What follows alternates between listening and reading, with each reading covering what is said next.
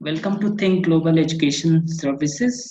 In this lesson, I will talk about sine rule of trigonometry.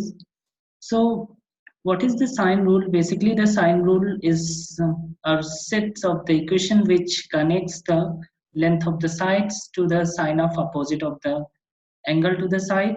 For example, if I say I have ABC as a triangle, in this triangle, the three angles are angle A, angle B, angle C. ABC are the vertices, so I would like to write the name of the angle also ABC. So opposite to the angle A, we have a side small a. Opposite to the angle B, we have side small b. Opposite to the angle C, we have side small c. Always we write the sides, we denote the sides using small letters. So, and also the angles we denote with the help of the capital letters. So the side opposite to the angle A is denoted by the small a, opposite to the angle B is denoted by small b, and opposite to the angle C is denoted by small c. Now, according to the sine rule is the sets of the equations which connects the length of the sides and sine of the opposite angle. So A, if I take the side A, so A divided by sine of this angle, A divided by sine A is equal to, I can choose another side, that is B.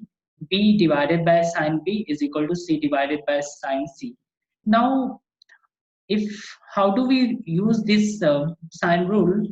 Basically, if we have, we use the sine rule when we are given two sides and an angle not included between the sides.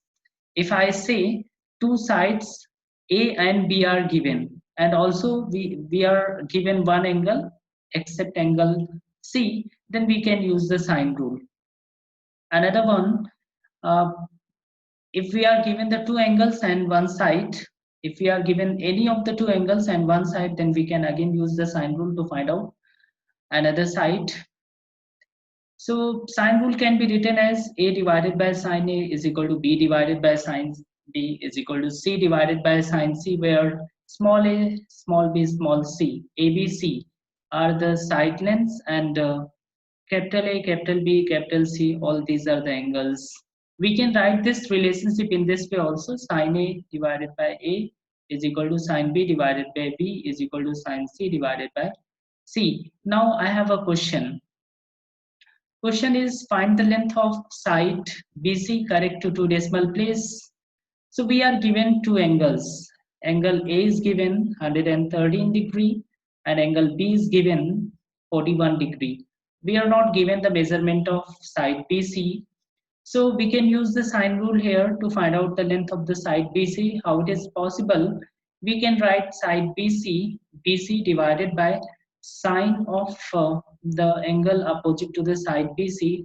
So opposite to the side BC, we have angle 113 degrees. So we can write sine 113 degree is equal to, now since I have chosen the side BC divided by sine of the angle 113 degree. Now I can take another side length, that is 18 meter.